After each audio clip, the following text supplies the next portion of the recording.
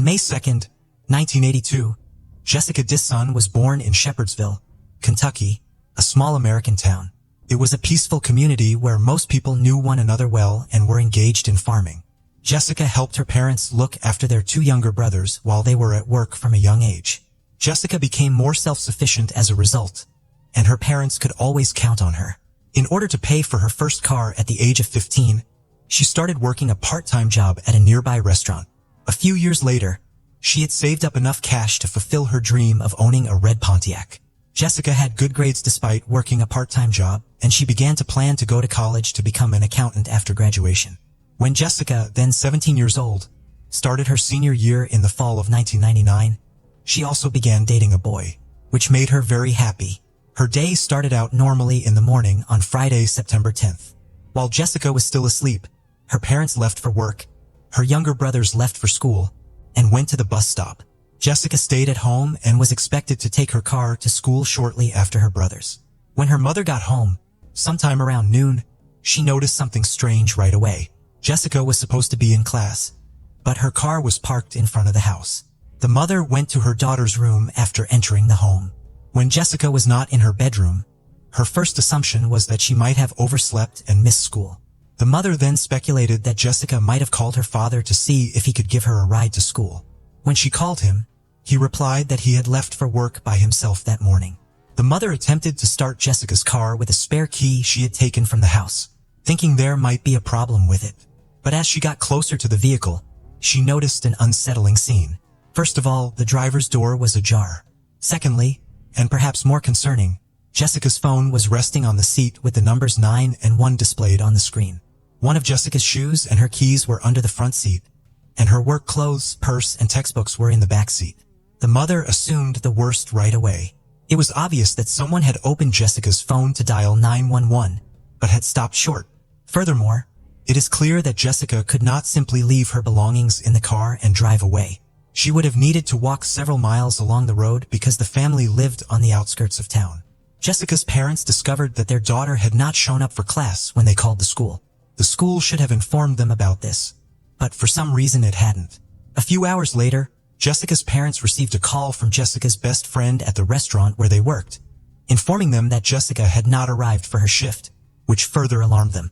Jessica's parents decided to call the police after becoming concerned about her absence from school and work, as well as the fact that her belongings, including a phone with 9 and 1 dial, had been left in an unlocked car.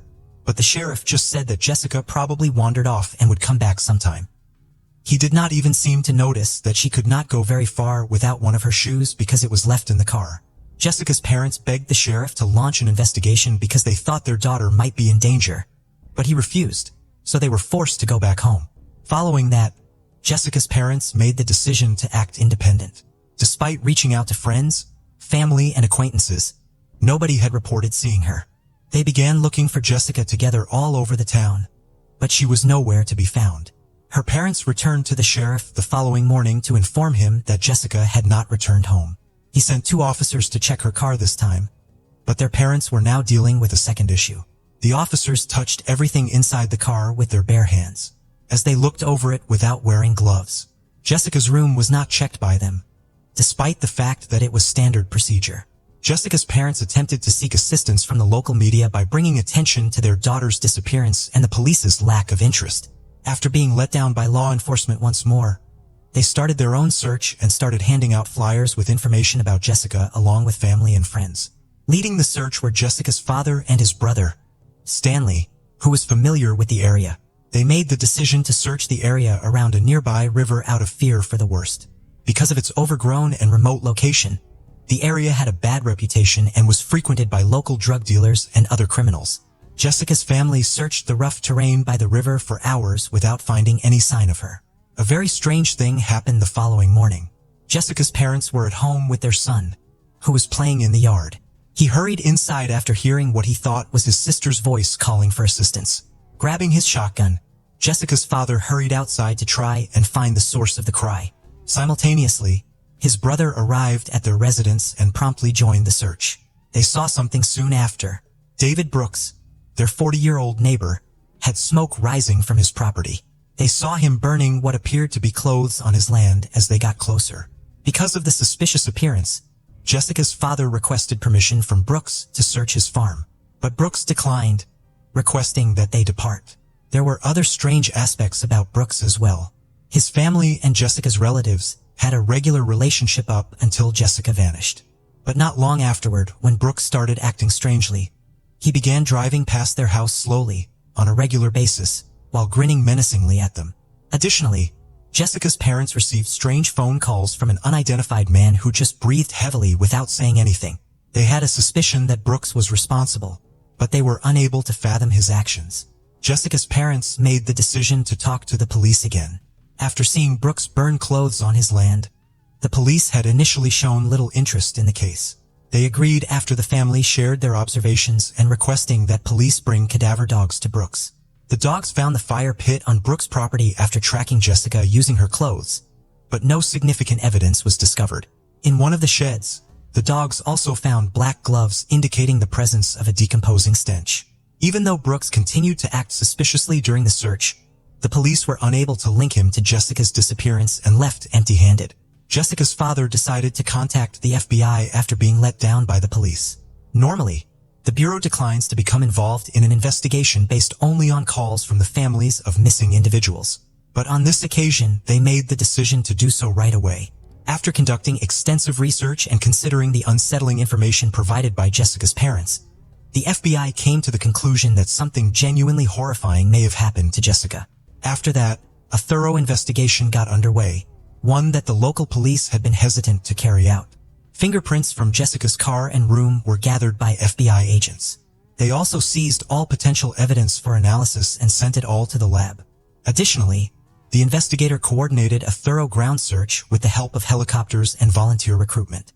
They thought that maybe Jessica's body was in the pond near her house, so they looked all over the bottom. After thoroughly searching Brooks's farm, FBI agents discovered something extremely concerning. They discovered a printed picture of Jessica inside one of the sheds. Detectives were almost positive that Brooks had some sort of involvement in her disappearance following this unsettling discovery. Joseph, his 35-year-old brother, was also a suspect because of his peculiar behavior during the police search of his property. During the search, something went wrong. Investigators concentrated all of their efforts on the search in the area, nearly certain that Jessica had died, since they could not find any evidence strong enough to bring the brothers to justice. 17 days after her disappearance, on September 27th, the police got a call. While driving beside the river where Jessica's father had first looked for her, a woman noticed something odd next to a tree off the road and decided to investigate. As she got closer, she noticed it resembled a human body and immediately dialed 911. When the FBI agents got there, they did in fact discover a young woman who was missing a few fingers and limbs and was dead.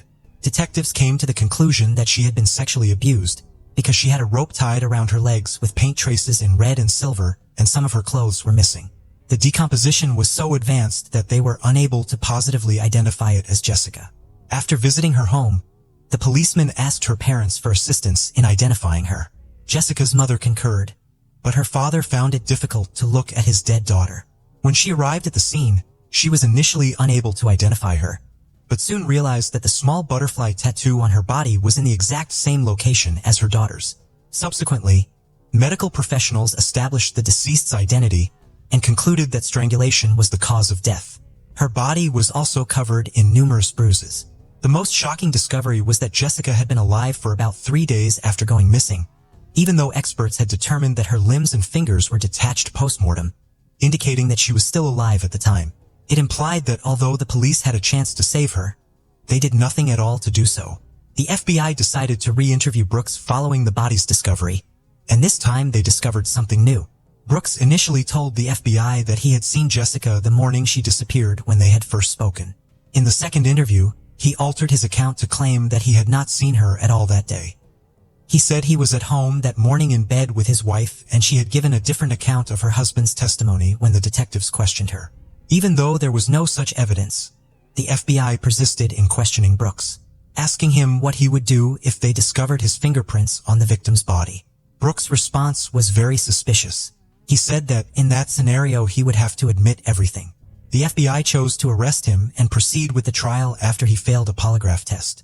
They knew that, since they had not discovered any conclusive evidence connecting Brooks to the murder, the likelihood of a guilty verdict was minimal. All they had was unsettling, albeit circumstantial evidence of his involvement. The detectives kept working the case and looked for any more evidence. While preparing for the trial, investigators remembered another intriguing detail. Something like the rope that was used to bind the victim's legs was discovered when searching Brooks' vehicle. But no DNA samples were discovered on it, so this is just more circumstantial evidence. Start of the trial was in January 2003. Brooks' attorney maintained that there was no evidence at all and asserted his client's innocence. During the trial, another thing was revealed. Investigators discovered the victim's missing limbs in close proximity to the body when they found it. After putting them in designated containers, they gave them to the neighborhood police. They allowed the boxes to decompose extensively at room temperature, disregarding labels that advised storing them in the refrigerator. Therefore, even in the unlikely event that there was any evidence such as possible DNA traces from the murderer, it was lost as a result of this mistake. The other circumstantial evidence against Brooks was not strong enough. Ultimately, the man was released because the jury was unable to come to a unanimous verdict. State statutes said that he could only face new charges in the event that fresh evidence surfaced. This was a devastating blow to Jessica's parents. They were nearly certain that Brooks was responsible for the death of their daughter. Furthermore, their daughter might have been saved if the police had taken their duties more seriously. Thus, they ultimately gave up on getting justice. This case was not resolved in the ensuing years and was eventually nearly completely dropped. Lynn Hunt, a new detective, started working with the local police force in 2012. She was tasked with investigating unsolved cases, and she was drawn to Jessica Disson's murder right away. She was horrified to see how careless her predecessors had been after reading through the case files. The majority of the documents contained numerous mistakes, lacked any mention of discussions with the parties concerned, and improperly documented the evidence. To put it another way, it was handled so poorly that she was forced to essentially begin the investigation anew. Her first move, 13 years after the murder, was to get in touch with Jessica's family. She was given a box containing Jessica's possessions from her car by one of her brothers, who is now an adult and lives apart from his parents. Ever since the police gave the family back these items, he had held on to it. Hunt was astounded once more at how heedlessly her colleagues had handled the evidence and neglected to store it in accordance with protocol. It was unlikely that these things would help her now after many years. Still, she examined everything she could find with diligence. She soon found out a fascinating detail. It was the report from Brooks's medical examination among the documents. It said that he had an extremely low IQ of only 61. This sparked questions about all police activities, including questioning Brooks. He may not have fully understood most of the questions, and may not have provided adequate answers due to his significantly low IQ. All of this made Hunt wonder if the man had anything to do with the case at all, since his strange behavior could just as easily have been caused by his extremely low IQ. Hunt then started to speculate as to who else might have killed this person. She did a thorough investigation on every person connected to the case or residing nearby. This continued until September 2014, which was almost 15 years after Jessica's passing. A departmental colleague called Hunt with some interesting information. An inmate at a Kentucky state prison asserted that he knew Jessica Disson's killer's true identity. Hunt was a little skeptical about this lead. When prisoners wanted to provide the police with information, it usually ended in disappointment and wasted time. Many of them merely make up stories to get early release or better treatment while incarcerated. Nevertheless, she realized that she had to follow up on this lead to ensure it was genuine. She went to see the man who was supposed to have the information at the prison. He claimed that for a while, he and another person convicted of the same charge child abuse shared a cell. The two grew close on this common ground and occasionally shared information about their crimes. The cellmate informed him one day that he had killed Jessica Disson, among other things. The detective was shocked when the informant then dropped a bombshell revealing this man's name. It was Jessica's uncle, Stanley Disson, her father's brother. The informant claims Stanley admitted to him that while Jessica was residing in their home, he had sexually abused her for a number of years. If she ever discussed it, he threatened to kill her, or someone close to her. When Jessica got a boyfriend in the spring of 1999, Stanley became concerned that she would eventually confess to him about the abuse she had received from her own uncle. Jessica was home alone on September 10th when Stanley showed up in the morning. After loading all of her belongings into her vehicle, she went outside. Jessica resisted Stanley's demands that she end her relationship with her boyfriend, threatening to expose him if he did not leave her alone. She reached for the phone to try to dial 911 as he began to threaten her. Jessica managed to escape Stanley's attempt to grab her and escape inside the house, before bringing her to an abandoned shed close to where her body would eventually be discovered. The man followed her to her room, struck her, and bound her in her sheets.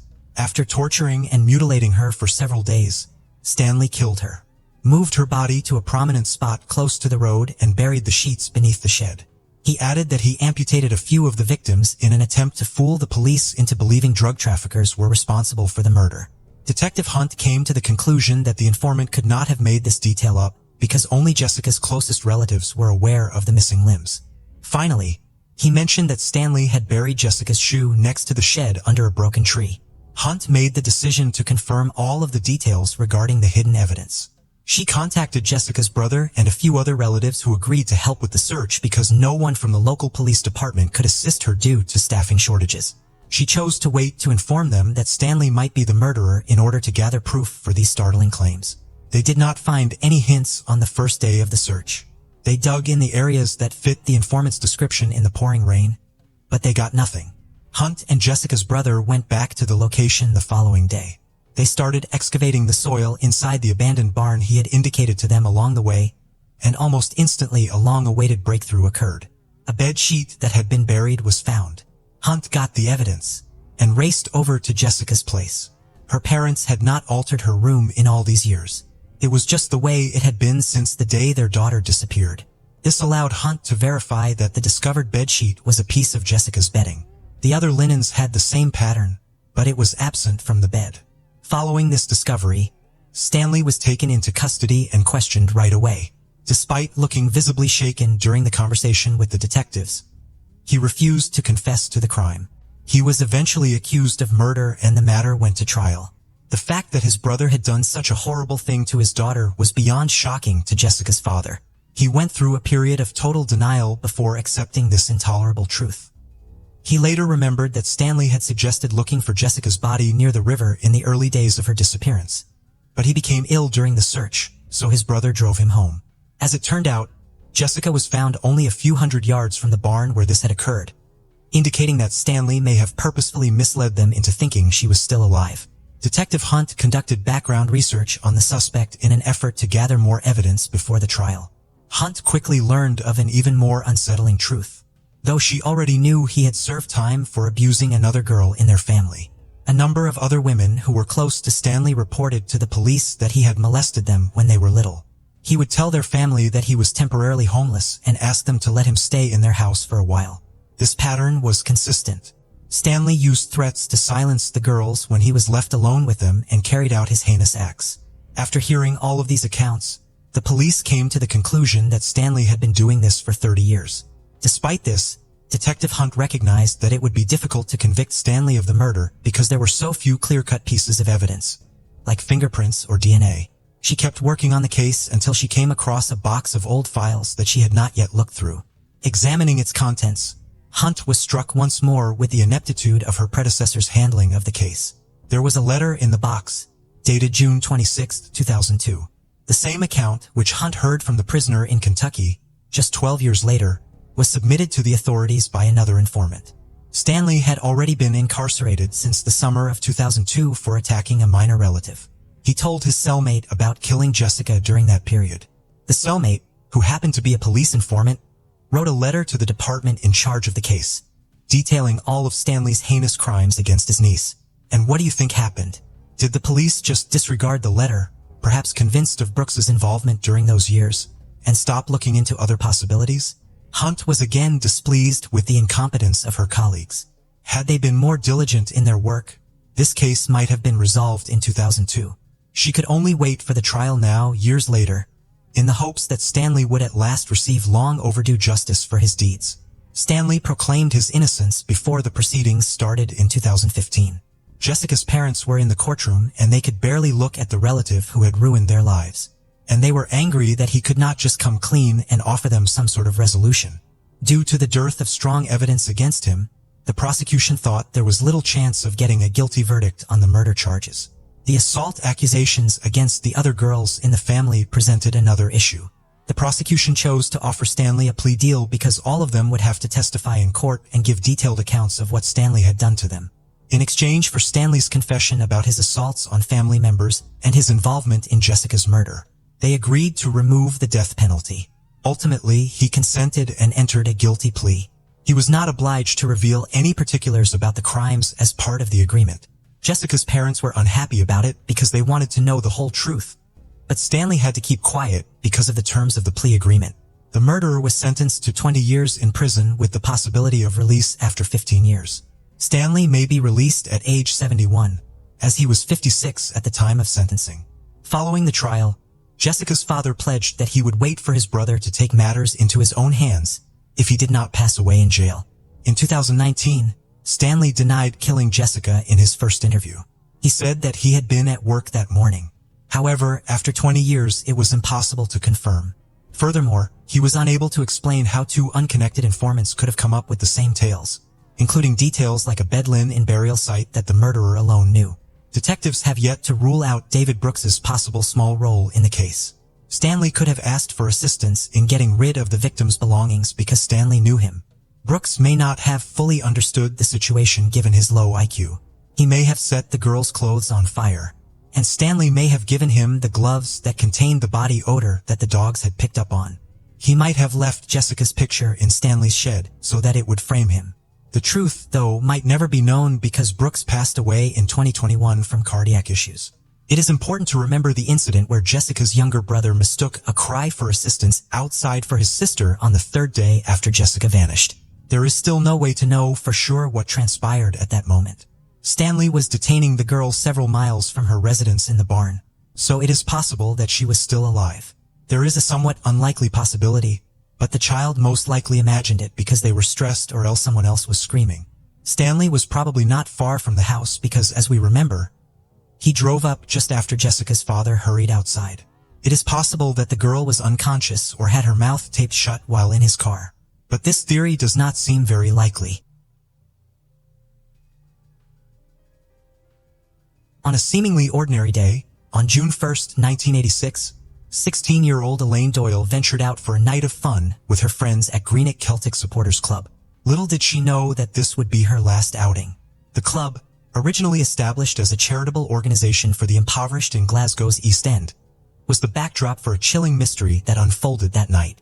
In the quiet town of Greenock, Scotland, Elaine disappeared without a trace, leaving her family completely unaware of the impending tragedy. The following morning, the town awoke to the sound of sirens and police cars, as everyone grappled with the question of what could have happened to this young woman during the short 15-minute journey from the club to her home. Was she deliberately targeted? And if so, what could anyone possibly have against a teenage girl? The roots of Greenock, Scotland can be traced back to 1711, when a fishing community laid claim to the land. Over the next 2 centuries, the village flourished into a bustling port and industrial hub. During World War II, it even served as a French naval base. With its rich history, the picturesque town attracts many tourists. However, despite its allure, Greenock is not particularly known for its security. Sadly, Elaine Doyle's case was just one of many tragedies that occurred during that time. Elaine was the cherished daughter of Maureen and Jack Doyle, with her brother John being her only sibling. She was a bright and optimistic young girl. She always looked towards the future. At the age of 16, when she vanished, she was already working at a jewelry store. Thanks to her warm and inviting personality, she had a vast circle of friends. Among her citizens band, named CB Radio Friends, she was affectionately known as the Golden Girl due to her affinity for the color yellow. On June 1, 1986, had gone to the Green Act Celtic Supporters Club to enjoy a night out with these same friends. Her compassionate nature and friendly demeanor often led her to volunteer at social clubs like this one. She informed her mother that she would be returning home late that night, around midnight. However, when Elaine didn't arrive even after the expected time, Maureen, trusting her daughter's judgment, simply assuming that she had stayed over at a friend's house for the night. It wasn't until the morning of June 2nd that the family would wake up to devastating news. As Maureen opened her living room curtains, she was met with the sight of numerous police cars parked outside in the neighborhood. Later, she would discover that a local resident had stumbled upon a body dumped on a lane across Arguin Street, where Elaine resided, during his morning walk at 7:30 a.m., due to the close-knit nature of the town. He immediately recognized Elaine's face. Horrified, he promptly contacted the police. The responsibility of delivering the tragic news to the family fell upon the police. The family was shattered upon identifying the lifeless body. No parents should ever have to witness the state in which Elaine's corpse was found. Her body bore severe bruising, particularly evident as deep purple marks along her neck. She was completely unclothed, with only a bra attached to her arm. However, her clothes were neatly folded and placed beside her. Given the visible bruising on her neck, the police suspected that strangulation was the likely cause of death. Additionally, the presence of a black eye led the investigating officers to believe that Elaine had fought back against her attacker. Upon receiving the autopsy report, their suspicions were confirmed as the cause of death was officially determined to be asphyxiate due to strangulation by ligature.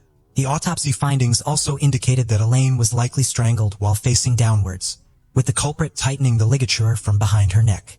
Forensic scientist Pauline McSorley, who conducted the autopsy, discovered DNA evidence on Elaine's face and chest. Additionally, broken pieces of bracelets and chunks of hair were found near the body. The presence of extensive bruising and defensive wounds further supported the police's belief that a struggle had taken place between the culprit and the victim. Unfortunately, the crime scene had not been properly handled, with evidence being mishandled without protective gear. As a result, over 41 DNA samples were found at the scene, all of which were accounted for except for one. It was theorized that this remaining unaccounted sample belonged to the culprit. Through questioning Elaine's friends in the neighborhood, the authorities were able to establish her whereabouts until midnight, when she was with her friend Lynn McCurdy. They had separated from their other friends to buy hamburgers, making them the last known individuals to have seen Elaine alive. After that point, none of her friends reported seeing her again. A local girl claimed to have heard loud screams around 12:40 a.m., but no further useful details were available to the authorities. The severity of the incident and the extent of abuse suggested a possible sexual motive behind the attack. The detective successfully located Elaine's handbag outside the Watt Library on Union Street on June 9th. The bag had been severely burned, indicating an attempt to destroy any potential evidence. The case of Elaine Doyle is renowned as one of the most extensive manhunts in Scotland's history. It involved conducting numerous interviews and compiling a suspect list that exceeded 700 individuals. Despite these efforts, the investigators were unable to identify the perpetrator. Even after exploring multiple leads and conducting numerous interviews, the investigators remained no closer to solving the heinous crime. Eventually, the case went cold as no new leads emerged. Over the years, Elaine's parents and the entire community anxiously awaited answers. The case remained a perplexing mystery, and hope began to fade. However, in 2012, nearly 28 years after Elaine's death, renewed interest in the case arose when investigators stumbled upon old case files. They discovered that John Doherty, a person of interest mentioned in the reports, had never been interviewed. Several witnesses had cited him near the crime scene on the night of the incident. Intrigued by this revelation, the investigators decided to pursue it further. Upon further inquiry, they found that Doherty had even been mentioned in a statement during the initial investigation, but for unknown reasons, he was never questioned. Although the detectives did not have high expectations due to the significant passage of time, they felt compelled to speak with him in order to tie up loose ends. Doherty, who was 21 years old at the time of the incident, initially claimed that he was at his parents' house in Greenock. However, under further police questioning, he eventually admitted to being at the disco on the night of the incident. In order to fulfill their final requirement, the police requested a DNA sample from Doherty, which he willingly provided. The shock was overwhelming once the police inputted the information into the database. It was revealed that John Doherty's DNA was a perfect match to the one found at the crime scene and on Elaine Doyle's body. Born in 1964 and residing in Dunoon, Argyll in Scotland, Doherty had previously served as a soldier before retiring and becoming a bus driver. On the surface, his life seemed ordinary, with a long-term relationship and a daughter. However, everything was about to change as his past crimes finally caught up with him. Following the confirmation of his DNA, Doherty was promptly arrested and later convicted on June 17, 2014, after a 52-day trial. Leading the prosecution was John Scodian. The authorities were able to gather enough evidence based on the extent and location of Elaine's injuries. It was deduced that she had been forcefully grabbed by the hair, struck on the head, and dragged into the lane where she was assaulted and ultimately found. The presence of Doherty's DNA at the crime scene further supported the claim that he had been with her that fateful night. The prosecution painted a vivid picture for the jury, reconstructing the events of the incident through a compelling narrative.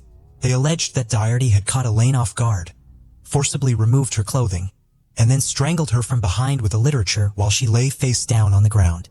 Fortunately, the police were able to locate a witness named Martin Brown, who came forward to testify and provide additional credibility to their case. According to Brown, he had allegedly witnessed Doherty following Elaine into the lane, appearing angry as he trailed behind her.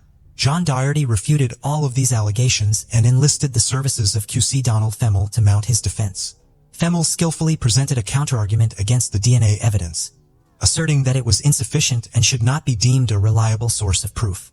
He contended that due to the evidence being stored away for more than 2 decades, there was a high possibility of contamination or tampering. The defense's argument held weight considering the numerous errors committed during the handling of Elaine's case. Not only was there a lack of proper forensic equipment and knowledge on how to handle a crime scene at the time of the incident, but it was later discovered that the officers had also failed to wear protective gear while collecting evidence. Furthermore, the credibility of the witness testimony was called into question. Martin Brown, the eyewitness in question, was colorblind when he was asked to examine black and white photographs of individuals resembling the perpetrator. He was able to eliminate all but 3 individuals, initially identifying someone else in his statement before eventually naming John Doherty. Brown's credibility was further undermined when he revealed that it took him a decade to come forward because he had only recently recognized Elaine's face in a newspaper and realized that she was the same woman he had seen on the night of the incident. The defense argued that it was unjust to blame Doherty, as the news of a contaminated crime scene had not been disclosed prior to the trial. They claimed that the officers handling the case were negligent and could have mishandled the DNA sample, leading to a match with Doherty due to contamination. However, their argument was swiftly dismissed when the forensic scientists responsible for the crime scene testified that it was 560,000 times more likely for the DNA found at the scene to belong to Doherty than any other unrelated male. Despite the counterarguments, the jury ultimately sided with the prosecution, resulting in John Doherty being declared guilty by a majority verdict. This case became one of the longest-running cases in Scotland, with the culprit being apprehended after nearly 3 decades thanks to DNA evidence. In 2014, Doherty was finally convicted in a high court in Edinburgh and sentenced to life in prison with a minimum of 21 years by Lord Advocate Frank Mulholland. Mulholland justified the severity of the sentence by emphasizing the brutality of the crime. Elaine Doyle, who was simply walking home that night when she became a victim of this heinous crime, had her brother John Doyle expressed his belief that the sentencing was appropriate and just. He further clarified that despite the lengthy process of obtaining justice for his sister, they found solace in the fact that she could finally find peace. On behalf of his mother, he acknowledged that the pain of losing a loved one never truly fades, but the resolution of the case provided a glimmer of hope amidst their sorrow. The family expressed gratitude for the apprehension of the perpetrator, as it brought a sense of closure. However, their grief was compounded when John Doyle's 17-year-old son Jack was tragically stabbed to death in Greenock in 2012. John's father, also named Jack, was unable to bear the loss and subsequently passed away, adding to John's immense devastation. Despite the overwhelming sorrow he had to endure, he remained thankful that at least one of the culprits was apprehended and brought to justice. March 2009. The city of Tracy in California, home to Sandra Cantu, who had just turned 8 years old. She lived with her mother Maria and her 3 older siblings Miranda, Simone, and Thomas. Maria and Sandra's dad Daniel had been separated for a long time. He lived quite far out, but the kids still spoke to him on the phone most days and had a good relationship with him. Her brother Thomas said Sandra never stopped moving. Her energy was endless. She loved helping her mother with the baking and her grandparents with the gardening. She enjoyed gymnastics and dancing, and more often than not you could find her outside playing. She had no problem knocking on doors and introducing herself to make new friends, but even if no one could come out to play, she was more than happy to make up her own games and entertain herself. Thomas said she was so young and still had a real innocence to her, never letting things bother her and moving on quickly if she ever felt sad. Although school for some children can be a big transition and quite a scary change, Sandra couldn't get there quick enough in the mornings and would bounce home every day ready to tell everybody what she had done. Thomas said she was, put simply, a carefree, playful, and happy young girl. March 27, 2009 was just your typical working and school day for everyone in Tracy. Just after 2 p.m. Sandra was back at home and ready to fill everybody in on her day. She put her bag inside and then ran back out as she saw her brother coming home too. The family lived in the Orchard Estates mobile home park, home to about 100 people right next to a little park. The ever-energetic 8-year-old wasn't one to just sit indoors. She wanted to be out playing with her friends before dinner. All the neighboring children were out a lot, so Maria was happy to let her play and call her back in when dinner was ready, the same as she did almost every day. Thomas said Sandra was going through a big Hello Kitty phase and she changed into her favorite Hello Kitty top and some black leggings before hugging her mother and running outside. A few hours later, Maria asked Thomas to shout his sisters in for food. Miranda, who was playing nearby, came over right away, but Sandra didn't. It was now getting darker and thinking she was playing a game, maybe hide and seek. He searched for about another 20 minutes or so, but she was nowhere. Maria and Simone got into the car and drove around asking the neighbors, but no one had seen her in hours. At 7:30 p.m. Maria called 911 and this was now a missing persons case. This was already considered very serious because of her age and detectives quickly brought in dogs to smell Sandra's clothes and see if they could obtain a scent outside. The police dogs led officers straight out of the park and onto the main road. But after this the trail went cold. Detectives in the park took a picture of Sandra door to door, but no photo was needed. Absolutely everyone knew who she was. And as worried as they all were that she was missing, no one had any information. One agent said that the amount of people living in the park who had very serious past convictions was alarmingly quite a lot. Everyone from sex offenders living close to Sandra, to an ice cream truck driver that the neighbors found so creepy with their children they had taken to chasing him off when he came by. While they got to work asking questions, Sandra's grandfather Joe said they could have a look at his cameras, which he had only very recently installed after a break-in.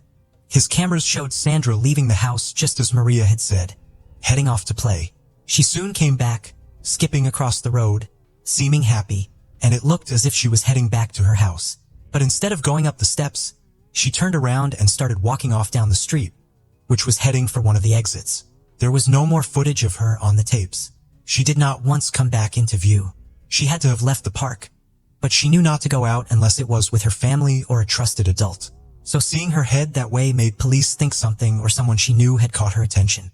Sandra hadn't physically seen her father Daniel in a long time and police learned that he and Maria were involved in a financial dispute linked to custody.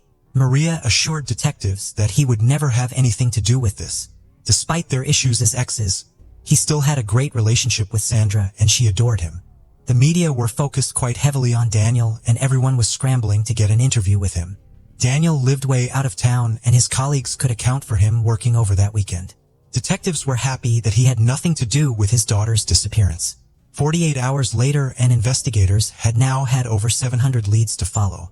They said to their relief, none of them indicated Sandra was dead. Young girls matching her description had been seen all over the place. We've had sightings from people all over California saying they've seen her, which would definitely suggest that she is still alive. Statistics show that she's probably still in Tracy. But if we get a tip in Nevada or in Southern California, wherever we get a tip, we are going to go, one officer said. But time was ticking by and the local authorities needed more resources. They enlisted the help of CARD, which stands for Child Abduction Rapid Deployment, and this team is part of the FBI. The first few hours of a child going missing is absolutely crucial, but no one knew how long she had actually been missing for. There had been several hours that had passed since she left her trailer, and it was impossible to determine whether she had gone missing the second she left or whether she had been out playing for hours when something happened. Special Agent Joseph Bryan was leading the CARD team and he said that statistically speaking after this length of time a staggering and heartbreaking 97% of abducted children have already been murdered. But until you find a body you're focused on that 3%. There were now over 200 officers from various agencies across the country involved. Until that point in Northern California there had only been one other missing person search as big as this one. The head of Tracy PD said she had to order people to go home and sleep. Every second of every day they were out, scared that in the hours they slept, they would miss something. As they entered into the following week, the community gathered together for a vigil. Thomas said he knew the outcome of this mystery was not going to be positive. Something terrible had happened to his sister, no matter how hopeful they were trying to be. And the vigil was more about feeling this grief together and being there for Maria. At 8:30 p.m., the investigators who were also in attendance were suddenly caught off guard. A neighbor, Melissa, ran over to them, so hysterical she could barely breathe.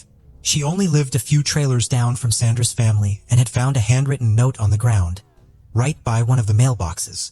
So disturbed by what it said, she had dropped it and ran straight over to the officers. It read, "Kenta locked in stolen suitcase. Thrown in water on Bicketti Road and Whitehall Road. Witness, Melissa was right to be disturbed." The implication of this was very sinister, but the note was odd. It looked like there were very deliberate spelling mistakes that had been made to try and cover up who wrote it. Despite this being the first piece of evidence they had found, something did feel a little strange. There was a strong breeze that night. Almost everyone was at the vigil and accounted for. And with officers going up and down the streets for days, it was weird that this had only just turned up in the location it had. Had someone carefully chosen their timing, knowing that everyone was at the vigil and planted it there just minutes before? Was the note fake? Who wrote it? There were so many questions. But firstly, they needed Melissa to come in and give a statement, and the FBI handled her interview. As well as being a neighbor, Melissa worked as a Sunday school teacher in her granddad's church, where he was the local pastor. Having gone through a divorce a few years ago and now a recent breakup, she was living with her grandparents and her 5-year-old daughter, and Sandra and her sisters would often go to her trailer to play with her daughter. Although Sandra didn't go to the church, she and her siblings knew Melissa well. She had become a good friend of the family. Melissa said she hadn't really looked around to see if anyone was nearby when she found the note, or if there was anything else suspicious. They asked if they could take a look at her car, and she agreed. In the glove box, they found a post-it note, with a few words written on it which had been scribbled over. As a precaution, police sent this to experts but were happy to let her go and focus on the note. Melissa did, however, give them a list of potential suspects to look at. The first person was a man living in the park that she said had a history of drugging children. Another had been seen kissing Sandra on the lips and touching her hair, and then there were 2 other people. A father and son that Melissa said had pictures of young girls in their phones, including some of Sandra on one of their laps. All of them were happy to come in for questioning. The man that had kissed Sandra, to their shock, admitted that he was attracted to young girls, but called it a harmless affection and said he had nothing to do with Sandra being missing. They did find pictures of children on the father and son's phones, which were definitely concerning and questionable given that they had no relationship to any of them, but they too were adamant they knew nothing. 3 of them said they were even happy to undergo polygraph tests, something which is not admissible and could never be used in court, but they wanted to prove in any way they could that they weren't involved. One of the men, the same man who had admitted to kissing Sandra, passed the polygraph and showed no signs of deception, whereas the other men failed. They definitely wanted to keep their eyes on all of them, as they now had concerns that went even further than Sandra, but there was just not enough there to charge anyone, and this was the case they had to give all their attention to at the minute. They wanted to talk to Melissa some more. She clearly had a lot of information about people in the park, and she was still the only person to have come forward with anything. From talking to neighbors, the general consensus was that Melissa would often insert herself into things or make things up to get people to talk to her and feel sorry for her. She loved being the center of attention, and detectives wondered if this was what her behavior was down to, or was she actually a genuine witness and just acting oddly. They found that Melissa had bipolar disorder, anxiety, depression, and post-traumatic stress disorder, and she did have a past with the law. She had a habit of stealing and on several occasions pleaded no contest to charges or being jailed. She was also a person of interest in a few arson cases but had left town before anything came of them. She had filed for bankruptcy in 2003, reporting credit card and medical debt, and was still paying it off through her teaching wages. When they tried to get hold of her again to talk some more, they found out she had checked herself into hospital for swallowing a razor blade, something she later claimed was because she was sleepwalking, and despite the fact she was doing okay, she didn't want to be interviewed. Police headed out with a search and rescue team to the location on the note. The directions led them to an irrigation pond, which was where a lot of drains linked to and where sewage and the likes would go. The pond was about 150 yards long and 30 yards wide. The smell and conditions were so bad, there wasn't a chance they would be able to get anything down to the bottom or even see anything. It was thick with all kinds of substances, you couldn't see your own hand in front of you, and it just wasn't safe. But there was nothing floating on the top, and nothing on the grass nearby. Unless something did rise to the surface, it was unlikely they would be able to find out what, if anything, was actually there. It had now been an agonizing 10 days of searching for Sandra, and this missing persons case would soon become a very different investigation. Detectives had been monitoring the irrigation pond, and one morning, while a worker was starting to drain the pond, a black suitcase floated to the top and was now stuck in the mud on the bank. Was a lock on the case which had been secured even further with a cord. Great lengths had been gone to make opening this up as difficult as possible. Pulling it out, they could tell from the weight of it that everyone's worst fears were probably about to be confirmed. Sandra Cantu's body was found in the fetal position inside the suitcase. She was still wearing her black leggings and her Hello Kitty shirt. She had cuts to her body, and they found a piece of torn cloth tied around her head. It was soaked in blood and knotted into a noose. An autopsy would show that her cause of death was strangulation, likely using the noose. She had been drugged using alprazolam and had been sexually assaulted, but there was no presence of foreign DNA found. They determined that she had been sexually assaulted by an unknown object and had been killed only a couple of hours after she was seen on camera. The 8-year-old girl that everybody in the community knew, the same one that knocked on their doors most days to ask if their children would come out to play, the same girl they invited in for dinner and treated like one of their own, was gone. Given the sexual assault, the police quickly built a profile of who their potential suspect would be. A white male, aged 25 to 40. A criminal past which would include sexual assault or possessing child abuse material. He would be someone who was known to Sandra and someone she trusted. Likely a neighbor living in the park or someone that knew another person within the park. This was not a random kidnap. Sandra knew her killer. The registered sex offenders in the area all had their alibis checked, and all of them could be accounted for. The neighbors near the pond were questioned, and one of them had seen something that stood out to him, although he didn't realize it at the time. He lived right near the ditch and said he had seen a dark purple two-toned SUV driving around on the Friday that Sandra went missing. The car was a distinctive color and it didn't belong to any of the neighbors, and for obvious reasons it was a strange place to be parked up. Most people kept away from the swampy area. He thought it was so odd, in fact he actually decided to approach the car to see if he knew the driver. But the car was empty. As he stood looking around, a woman suddenly came running out from the trees, saying she had to pull over to go to the toilet. She got back into the car and quickly sped away. The description he gave matched none other than Melissa Huckabee, and CCTV confirmed she drove the same car. Going back to look at the cameras, Melissa had gotten into her SUV from the parking spot, just opposite Sandra's house, at about 3:30 p.m., and drove it back towards her house, which was to the left of where Sandra lived. She then headed to her grandparents' church, before being spotted by the resident at the pond at about 5:30 p.m. Despite the fact she was still in the hospital and they had been letting her rest, they were no longer talking to her as a potential witness, or even a person of interest. They were now looking at her as a suspect. They marched in ready to get to the bottom of her stories. But she insisted she was none the wiser about what had happened, and all she had done was bring the note to their attention. At 4 p.m. when Sandra had last been seen, Melissa told police that she had been at her church decorating her classroom and hadn't seen anything around that area. Naturally, they asked if she could prove that's where she was, and phone records could provide this. She had actually made her own call to the police to report that her suitcase had been stolen from her driveway. She said that when she heard Sandra was missing, she had even sent a text message to Maria, saying, "Tell the police I had something stolen today around 4 p.m. I don't know if that makes a difference or not." The suitcase Sandra was found in was the exact color and model Melissa reported missing. A black Eddie Bauer suitcase. And the note she allegedly found didn't just say suitcase. It said stolen suitcase. Now there's improbable and then there's impossible. And what Melissa was implying happened would mean that the person that had kidnapped and killed Sandra also happened to find her suitcase on her drive. Decided to use that to conceal Sandra and do all of this without being seen or heard by anyone in broad daylight. And then Melissa was the one who happened to find the note. Detectives decided they had to wiretap her phone, and 2 days after she was released from the hospital, they heard a call. Melissa called Maria to invite Sandra's sister Miranda over for a sleepover. Miranda did spend the night and told Maria she thought it was strange that Melissa only mentioned Sandra's disappearance once and seemed more interested in what evidence they had found. Their case against Melissa was building, but it was still all circumstantial. Another neighbor came forward and shared a story with officers.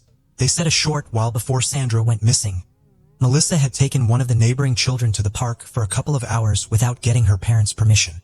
When the 7-year-old returned home, she was slurring her words, not making any sense, and could barely walk.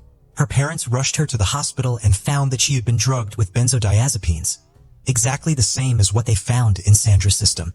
Melissa denied drugging her and no charges were filed. With so many fingers now pointing at Melissa, she spoke to a reporter to try and clear her name. Hearing the story about the drugs, police finally got a warrant to search her trailer and her granddad's church. Inside the trailer, they discovered a notebook which matched the note Melissa had found on the ground. Other writing inside the book was so distinctive it matched the writing on the note perfectly. The experts examining the post-it note found in her glove box also came back with something pretty damning. The words that were written on the note were, Bikety Road, Whitehall Road, water. They also found alprazolam, which had been prescribed to Melissa. Exactly what was found in Sandra's system. Inside the church they found a rolling pin with a bent handle and a bloody smudge on it. Blood which would later turn out to contain Sandra's DNA. This was what she had been sexually assaulted with.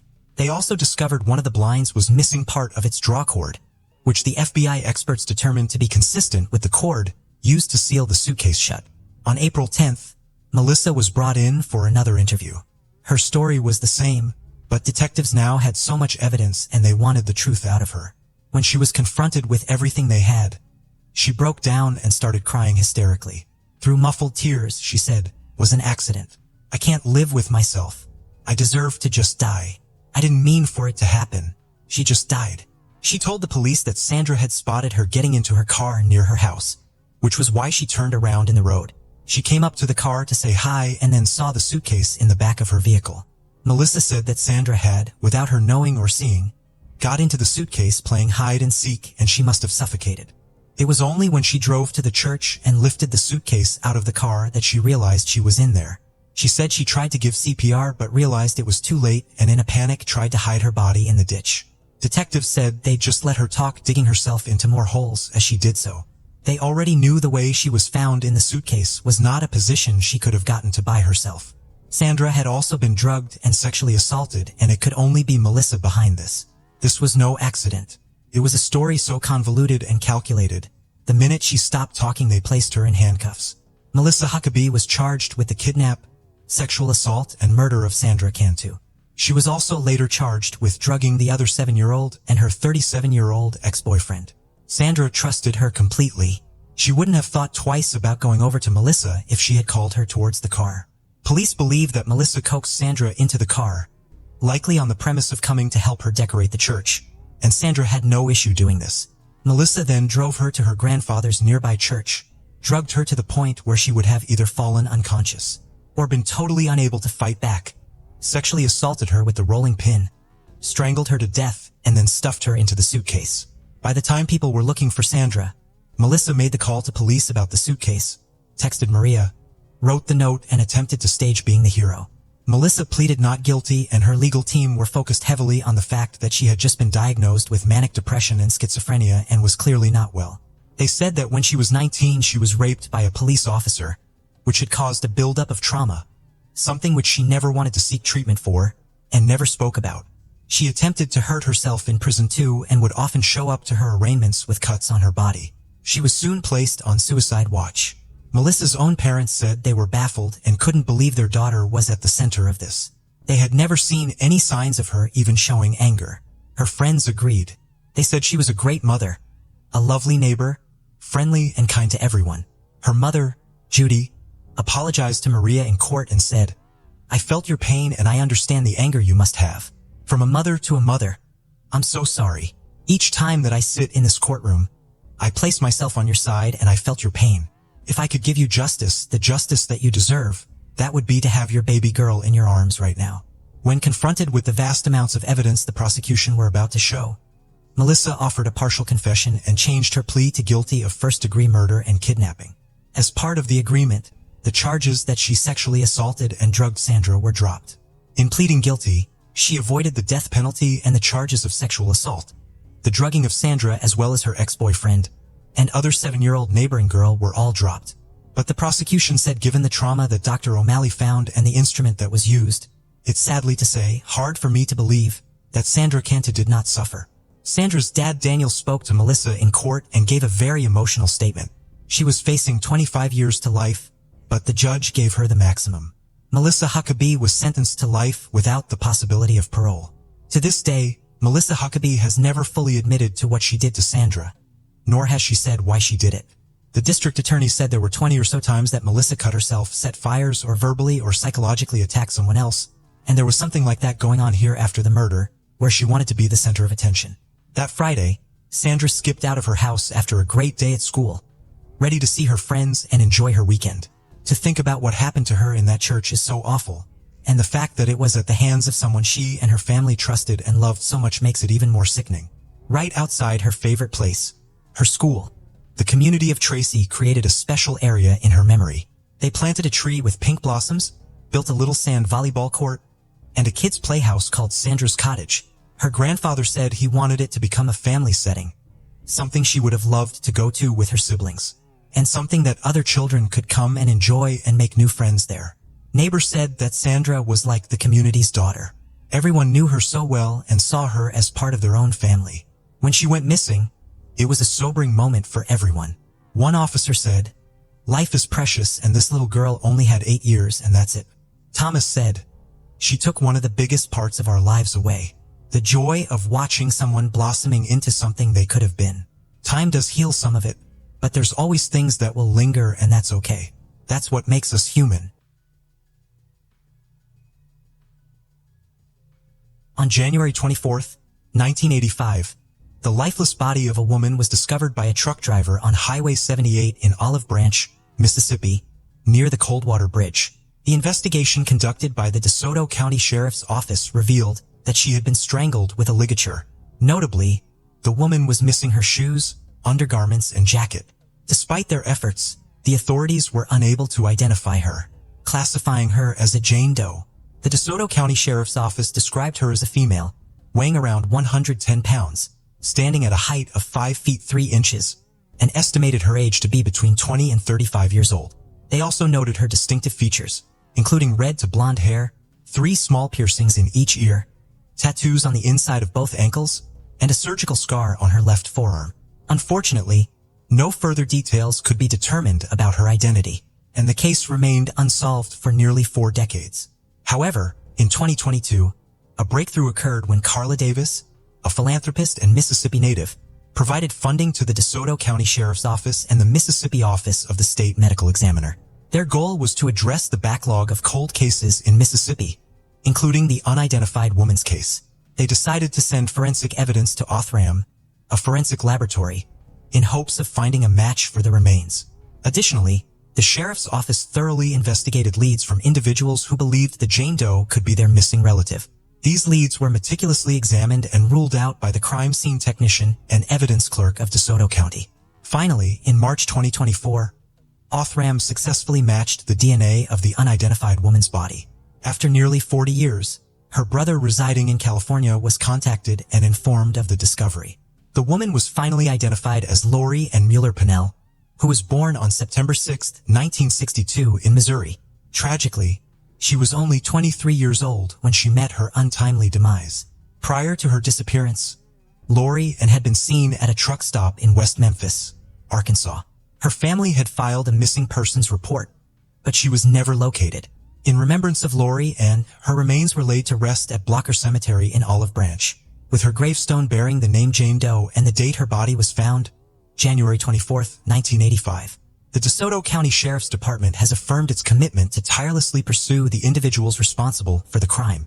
In a press release, they stated, "We firmly believe that justice knows no bounds of time, and as such, we will persistently strive to identify the culprits and ensure they face the consequences of their deeds."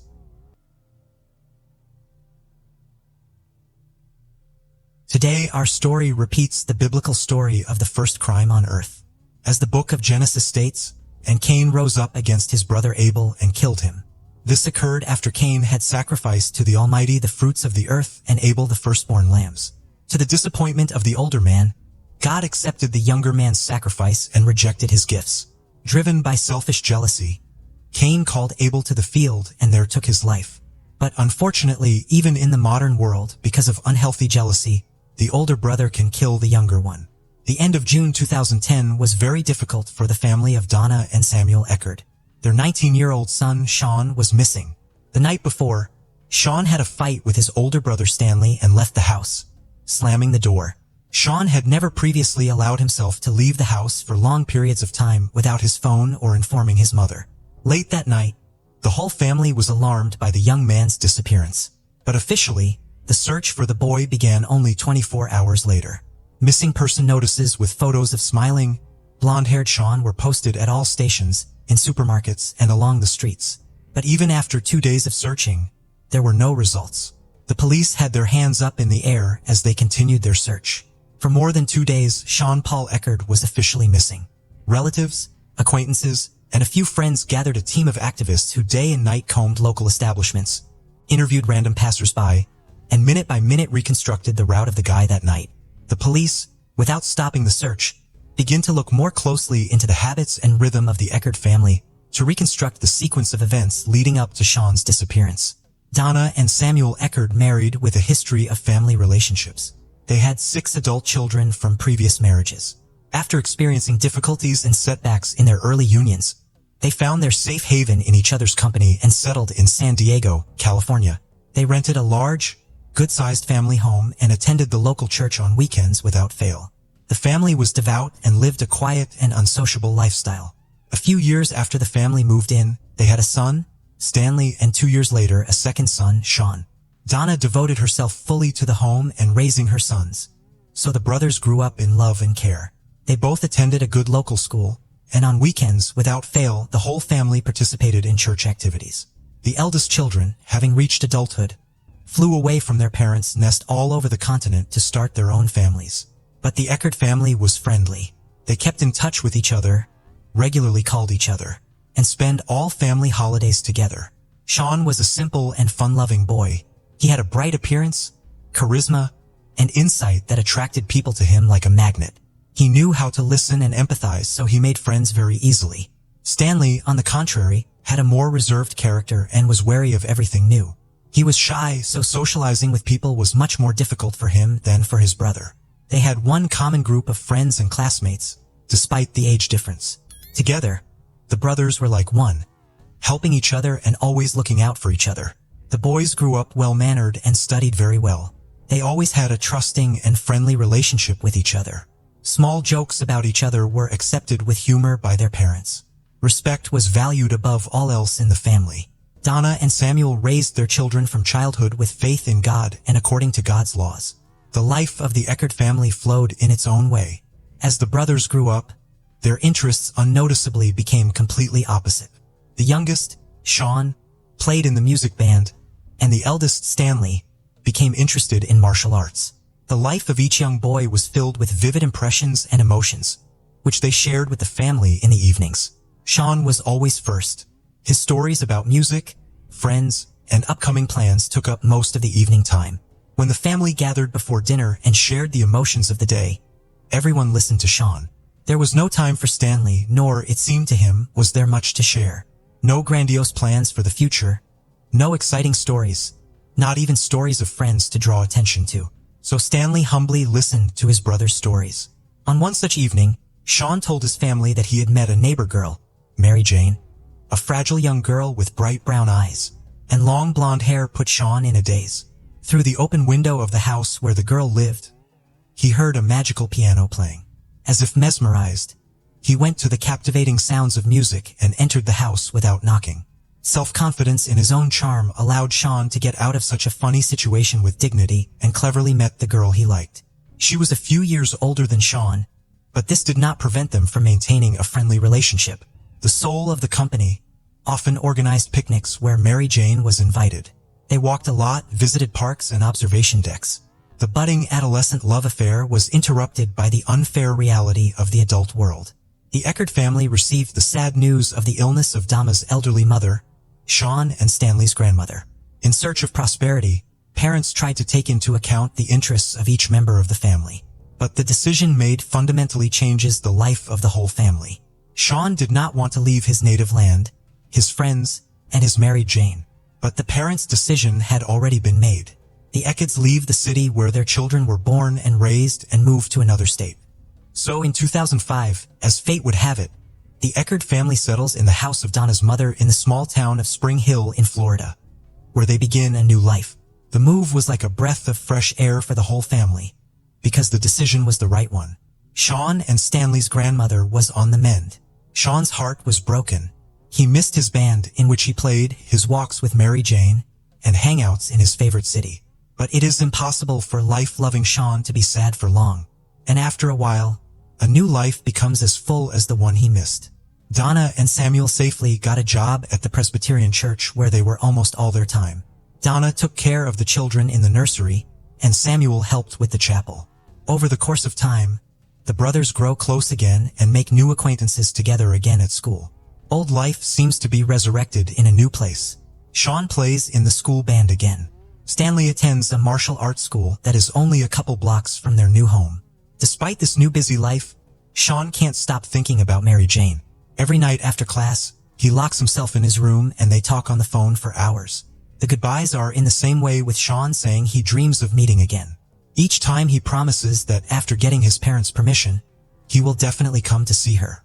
Whereas the younger brother grew and kept his first love in his heart, the elder Stanley tried to establish himself in the family in his own way. Quiet and calm Stanley, by virtue of his stiffness and modesty, seemed to be deprived of parental warmth and attention.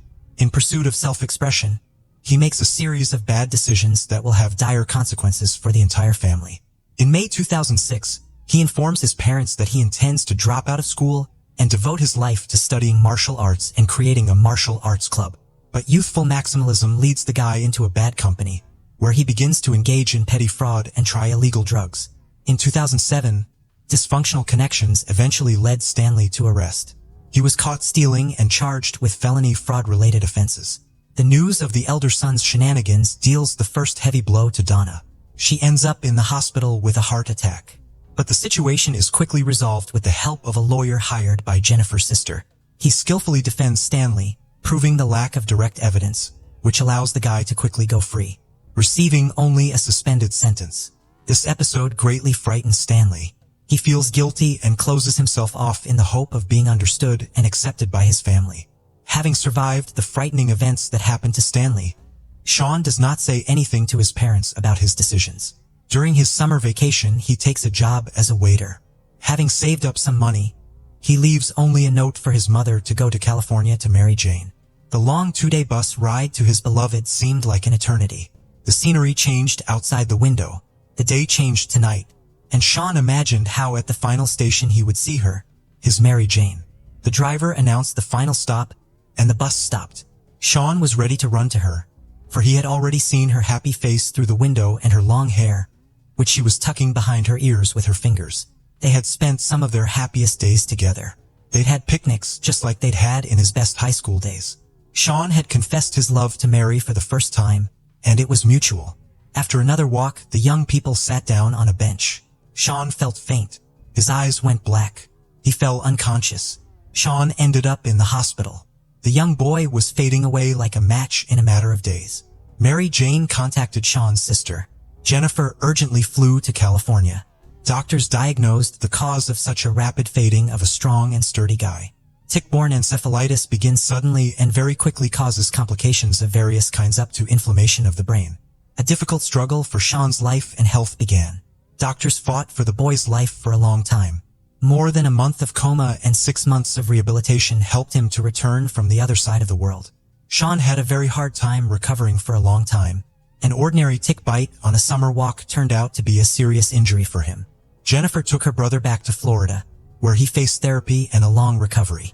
Mary Jane was left to wait. Again, the only source of communication for the lovers was the telephone. A series of troubles and unexpected illnesses brought the Eckert family together. Donna does everything impossible to completely rid her beloved son, Sean, from the consequences of a serious illness. She carefully monitors his diet and exercise. Such attentive care leads to a full recovery of Sean and to Stanley's inner resentment and jealousy, which he nurtures in bits and pieces. After a while, Sean regained his strength and returned to his studies in music. In 2009, he finishes his studies and dreams of going to his Mary Jane to return together and introduce her to his parents as his favorite. But Sean's plans are not destined to come true. Stanley introduces his brother to his dream girl, Samantha Rowe. Samantha, a native of Florida, quickly found a common language with the two brothers. Stanley was in love and sympathized with her, but the girl was impressed by the cheerful and sociable Sean. For some time, Stanley actively courts Samantha, and she accepts his signs of attention. Several romantic meetings end with a passionate kiss. Stanley is immensely happy, but Samantha, who said yes to her older brother, is still thinking about her younger brother. Samantha decides to write a message to Sean, in which she confesses her sympathy for him and invites him for a walk around the city. The guy agrees, and they spend the evening walking along the waterfront and talking about Stanley and Mary Jane. Sean does not seek to win the girl after all. He has long belonged to another. A rejected Samantha writes a message to Stanley and tells him that Sean has been seeing her and confesses that he really likes her too. Stanley was furious. That same evening, he went up to his brother's room where they had a conversation. At first, the brothers talked quietly. Then their words turned into shouts. And then there was dead silence. The parents were at home, but the brothers sometimes clarified relations quite loudly, so they did not see anything special in what had happened. Mom was the first to realize Sean was missing. He hadn't returned her calls. Recalling the evening before, she got Stanley's explanation that Sean had left home after an argument. After 2 days of searching, the police received a frightening call. The caller was Sean's sister, Jennifer. The dispatcher who took the call heard only a woman scream in the receiver. A piercing male moan could be heard in the background. After repeated requests to calm down, the dispatcher finally records the request for help. Jennifer continues to scream. She pleads for help and reports, "Oh damn it, my brother Stanley killed Sean. He's in the house talking to his mother. His father is freaking lying over his dead son who's been buried in the ground since early Saturday morning. Damn it. I'm begging for help." Police officers arriving at the scene of the tragedy observed a horrifying scene. In the backyard of the house, Samuel was kneeling on his knees, 2 hands dripping earth. He was pulling his son's body out of the damp earth, screaming and trying to wipe the earth off Sean. In an instant, a quiet neighborhood filled with sculpted lawns, where the 2 young brothers often waved to neighbors, turned into the scene of a violent tragedy. And now the Eckerd family, who once raised 2 sons, are left with the horrifying memory of digging in the ground only to find one of their sons and watching the other son being handcuffed and taken away. Stanley Eckerd was detained on suspicion of premeditated murder. At his first interrogation, he revealed that he had no intention of killing his brother. In a moment of anger, he struck Sean on the head. The resulting injury caused Sean to fall. Stanley checked his pulse. Realizing that his younger brother was dead, he tied up the body and carried it out the window to bury it on the lawn behind the house. Stanley's words at the inquest, "I buried him. After all, that's what you do with dead people." These words sound like the cold-blooded calculation of a serial killer, not a loving brother. In his defense, Stanley Eckerd said he did it for his mother. He wanted to protect her from the shock she might have received at the news. Afterward, Stanley planned to move his brother's body to rebury it once his parents were gone. Stanley's behavior during the interrogation varied. He cried and confessed what he had done and was obviously sorry, presenting it as an accident, or he blamed Sean with hatred in his eyes. Stanley spoke very harshly and unpleasantly about his younger brother. He called him guilty for all his troubles, and admitted that he had won the rivalry for his mother's and Samantha's love. That same day, Stanley was charged with second-degree murder and taken into custody without bail. 2 days later, Dr. Barbara Wolf performed an autopsy on Sean's body. She presented to the court the results of the forensic examination, which indicated that the victim's neck showed bruising under the skin and rope marks were present, indicating that the neck had been compressed to make breathing difficult. The examination concluded that the death was the result of an inflicted head injury and asphyxiation. Assistant State Attorney Pete Magrino proceeded to scrutinize the case. On February 25, 2011, the first hearing began, presided over by District Judge Stephen Rushing. On the second row were Stanley's parents, Donna and Samuel Eckerd. They wept as they watched their oldest son being led into the courtroom under escort. On April 9, 2013, the trial began in Hernado Court, presided over by District Judge Anthony Toddy. The defense was led by attorney Alan Hunter, while prosecutor Pete remained on the prosecution side. The main goal of the prosecution was to convince the jury that Stanley had carefully planned the crime. Defense attorney Alan stated that there was a spontaneous fight that led to the tragic outcome. In closing, Alan appealed to the jury to take note of Stanley's attempt to cover up the crime. In the name of good intentions, Stanley Eckerd was charged with first-degree premeditated murder and faced a mandatory life sentence if convicted of that charge. Sentencing was scheduled for May 13th. Stanley's fate was in the hands of District Judge Anthony Toddy, who presided over the 5-day trial. Second-degree murder is punishable by up to life in prison. Stanley Elias Eckerd always said he never intended to kill his brother 3 years ago before burying him in the front yard of the house. Before trial, Eckerd rejected an offer from prosecutors to plead guilty to second-degree murder in exchange for limiting his prison sentence to 20 years. Eckerd remained stone-faced as the clerk read the verdict. The brothers' parents, Samuel and Donna, wept quietly. As the jury left the courtroom, Samuel Eckerd's sobs turned to screams, and numerous relatives gathered around Donna and Samuel. The jury agreed that Eckerd did not plan to kill 19-year-old Sean, but the jury did not completely absolve him of guilt. After deliberating for about 2.5 hours, 9 women and 3 men found Eckerd guilty of second-degree murder. All the while, the Eckerds said they believed Stanley's account of what happened in the early morning hours of June 19, 2010, and criticized the state attorney's office for filing the charges. Later Friday, Samuel Eckerd said Chief Assistant Public Defender Alan Lanter did an excellent job. The family questioned the appropriateness of the sentence. They filed an appeal to appeal the verdict, but were denied. I really can't understand how the jury reached a verdict of second-degree murder in about 2 hours, Samuel Eckerd said. Despite that, our faith was not shaken, he said. One fact was not disputed during the trial. After his brother's death, Stanley pulled his body out of Sean's bedroom window and buried it in a shallow grave in the backyard of the family's Spring Hill home. Samuel Eckerd found Sean's body 2 days later. Assistant State's Attorney, Pete Magrino, began his closing arguments at trial by showing jurors photos of Sean's dirt-covered body lying in a fetal position in the hole. This is not a detective novel case, Magrino said. He noted that Stanley, when questioned by detectives on the day his brother's body was found, changed his testimony as many as 6 times, saying he initially knew nothing about Sean's death. For 2 days after his brother's funeral, according to Magrino, Stanley sent messages from Sean's cell phone to family members saying that Sean had allegedly gone to California to stay with his girlfriend, Mary Jane.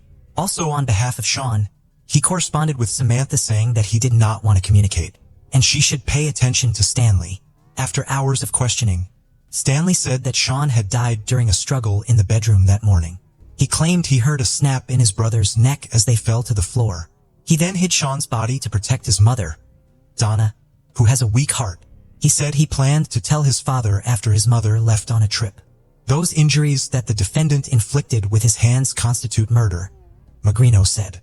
And he also called attention to testimony and Stanley's statements to detectives about rising tensions over Samantha Rowe. He also called attention to testimony about a conversation Stanley had with his brother and a friend about revenge in the weeks before Sean's death. In that conversation, the friend testified Stanley said that if he was going to kill someone, he would hit the person in the back of the head and bury the body in the yard. That evidence was tenuous at best and could not dispel reasonable doubt, Alan Lanter told the jury. A crime involves an act with an intended result, Lanter said. Yes, he was involved in his brother's death, but he didn't kill his brother. Lanter pointed to testimony from a forensic pathologist who said the blow to the head, combined with other factors, Sean's high blood alcohol content and possible lingering brain swelling due to encephalitis, likely led to his death. The pathologist also testified that hitting his head on the bedroom nightstand when the 2 men fell could have been enough to kill Sean. Lanter reminded the jury of the testimony of Donna Eckerd, who said that Sean suffered from severe mood swings after suffering from encephalitis. At one point in her testimony, Donna Eckerd called Sean's death an accident. The jury also could have found Stanley Eckerd guilty of third-degree murder or manslaughter, calling the case a pardonable homicide. Lanter asked jurors not to let gruesome photos of Sean's body and Stanley's poor decision to bury him in the yard distract them from what led to his death. Stanley Eckerd did something horrible after Sean died, said Lanter, but he's not a murderer. During the final sentencing, excitement gripped the Eckerd parents. Judge Anthony imposed a sentence of 50 years in prison without parole. The parents were broken. One miserable day had taken 2 sons from them at once. The cold-blooded murder of an innocent man and even a brother is clearly beyond the bounds of adequate human response. In the biblical story, the brother killer Cain was banished from paradise as punishment. But he solved the problem differently, eliminating the source of his remorse. Paradise Beach turned into a death track for lovers. It is believed that an investigation on the heels of a crime is the most effective and often leads to success. The methodology itself implies immediate response, operational collection of evidence, and questioning of witnesses, which significantly increases the chances of quickly solving the case and holding the guilty accountable. However, if it is not possible to identify the perpetrator, the investigation can drag on for years and even decades until the criminal case is frozen and transferred to the archive after the statute of limitations expires. However, sometimes unsolved and seemingly hopeless investigations receive unexpected developments many years later. which helps to find the right lead and achieve results when no one believed it anymore. The case of Lindsay Cutshall and Jason Allen, which had been gathering dust on the shelves for almost 15 years, is a prime example of this. At the time, it was not possible to solve it despite the operational actions of the investigative team and the high reward offered for any information. The main problem was the lack of motive for such a brutal act against the loving couple. In addition to this, it was not possible to find any witnesses, murder weapons, or any significant clues. It was a typical dead end, and no one hoped that the truth would ever be discovered. However, a decade and a half later, solving this case was helped by another brutal crime. It also turned out that at least 4 people knew what had happened, but all these years they remained silent. Who were Lindsay Cutshall and Jason Allen? Lindsay Cutshall was born in the small town of White Eyes in Coshocton County, Ohio in 1982. She grew up in a very religious family, and her father was a pastor of a Christian community. Despite a strict upbringing from childhood, she was very active, engaged in sports, and later became interested in hiking and extreme tourism. After finishing school, Lindsay became a student at Appalachian Bible College in West Virginia. During those years, she regularly climbed mountains of various difficulty levels, rafted down turbulent mountain rivers, and even organized hikes herself. The young woman dreamed of founding her own summer camp for children and teenagers, where she could teach them the basics of survival in the wild, rafting, tourism, and so on. Jason Allen was born in the city of Zeeland in the American state of Michigan in 1978. He also grew up in a deeply religious family, and from a teenage age was seriously interested in hiking tours, mastering survival in the wild. The young man was tall, athletic, toned, possessed leadership qualities, and was able to find like-minded people to conquer new heights. Couple met in 2002 during a hiking trip in the Appalachians. At that time, Lindsay was still a student, while Jason worked as a mountain guide and climbing instructor. The young people immediately felt mutual sympathy, and just 6 months after their first meeting, the young man came to the girl's parents and asked for their daughter's hand in marriage. Her parents were not opposed and gave their blessing to the lovers. The young man's parents also approved of his choice, after which the couple was officially engaged. Allen presented the young woman with a beautiful diamond ring for this occasion, which was soon to be complemented by another, an engagement ring. The young couple planned to get married in September 2004, had big plans for their future together, and wanted to buy their own large house where they could live comfortably and raise their children. Unfortunately, these plans were not meant to come true. The final trip. In the summer of 2004, Lindsay and Jason worked as senior counselors at a Christian summer camp called Rock and Water, located in El Dorado County, California. After their wedding, they planned to open their own similar camp. So they were gaining experience and learning the nuances of working with the younger generation. On the evening of Friday, August 14th of that year, the couple decided to take a weekend trip to the San Francisco area. They informed their colleagues of their plans in advance, leaving 2 of the most experienced counselors in charge of the camp. Lindsay and Jason promised to return by Monday, so their short journey was expected to cause no complications, either for the couple or for their temporary replacements. They set off in a 1992 Redford Tempo, owned by Lindsay, and that was the last time anyone saw them alive. By Sunday evening, the counselors had not returned to the camp, but no alarm was raised then, as everyone was confident that the couple would arrive either late at night or early Monday morning. However, when it was discovered after the morning roll call at 8 a.m. that Jason and Lindsay were still missing and their phones were unreachable, their colleagues decided to contact the police and also inform the missing couple's families about the situation. The parents, horrified upon hearing the news, rushed to the camp to learn more about the incident. Everyone knew that the couple was very responsible in their duties. They were never late, and if any unforeseen circumstances had occurred, they would have found a way to communicate that. The challenging search. Upon arrival at the camp, law enforcement officials interviewed the couple's colleagues, and the investigation immediately encountered a serious problem. No one could precisely say where the young couple had gone. It was only known that they planned to explore around San Francisco, and given their great love for adventure and extreme leisure, they could be in the most remote corners where there was neither communication nor civilization. While the police waited the legally mandated 2 days during which the missing were expected to report themselves, relatives and friends decided not to just sit back, but to organize a search themselves. They called everyone they knew, trying to find out when the couple last made contact with anyone, distributed flyers with photos of the bride and groom, and requested anyone who might have seen them to respond immediately. By Tuesday, law enforcement had joined the search operation. The main search unfolded around San Francisco, its suburbs and surroundings. However, the area was vast and it was simply not possible to thoroughly comb through it. Then, one of the friends noted that the couple loved the wild, rocky beaches that were always beautiful and secluded, prompting the police to focus on these areas. Bodies in sleeping bags. For several days, the search yielded no results, and the hope of finding the couple alive was diminishing rapidly. Then, on Wednesday, August 19th, a patrol helicopter flying over one of the rocky wild beaches reported that 2 bodies were found in sleeping bags on the desolate coast, and it seemed unlikely they were just resting there. The first thing police encountered upon arriving at the scene was a red Ford Tempo parked on a cliff near a lookout point in a small shelter for tourists, from which a steep trail led directly to the scenic wild beach. The car was immediately checked in the database and found to belong to the missing student, Lindsay Cutshall. Descending the trail to the beach, law enforcement found 2 bright sleeping bags containing individuals. At first, it might have seemed they were merely sleeping, but no response came to calls or noise. Approaching closer, the officers saw that the sleeping bags contained a young man and woman, both showing no signs of life. A brief initial examination suggested that their lives had been taken by gunshot wounds to the head, and given the distinctive smell of decomposition, they had been there for more than a day. All the belongings of the deceased, including mobile phones and wallets containing bank cards and cash, were found beside them. Therefore, a robbery as the main motive was almost immediately ruled out. The keys to the parked car above were also visibly placed, ruling out car theft as a motive. Investigators immediately suspected that the deceased were the same young people who had gone missing last week near San Francisco. Their suspicion was confirmed by documents found nearby under the names Lindsay Cutshall and Jason Allen, but the bodies still needed to be identified by relatives. The arriving parents of the couple, who had hoped until the last that the remains belonged to someone else, were devastated by grief upon recognizing their children. Investigation and initial theories. Thus, theories involving robbery or an attempted carjacking were dismissed since all valuables, money and keys were left untouched in plain sight.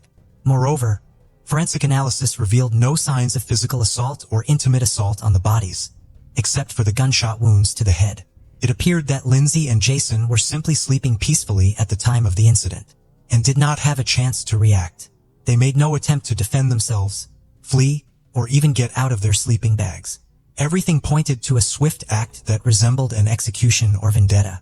But who could have taken the lives of 2 individuals in such a brutal manner and why? The questions multiplied, but no answers were forthcoming. There were no signs that anyone else had stayed in the area. The beach was quite secluded, and accessing it via the steep trail was challenging. Despite efforts, no shell casings were found nearby, leading investigators to theorize that the shooter either took them or threw them into the ocean. The shots had been fired at close range into the heads of the sleeping tourists, indicated by specific traces, so the casings, if not deliberately moved, would have been nearby. Interestingly, the beach appeared quite clean. Yet a few meters from where the sleeping bags with the bodies were found, an empty beer bottle lay. The deceased did not drink alcohol as they led a healthy lifestyle, suggesting the bottle might belong to the mysterious shooter. This particular brand of beer was rarely found in the area and likely came from a neighboring state.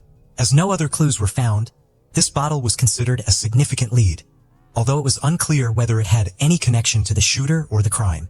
A theory was proposed that the deceased might have had a conflict with someone the day before the tragedy, and their opponent returned at night with a weapon to settle the score.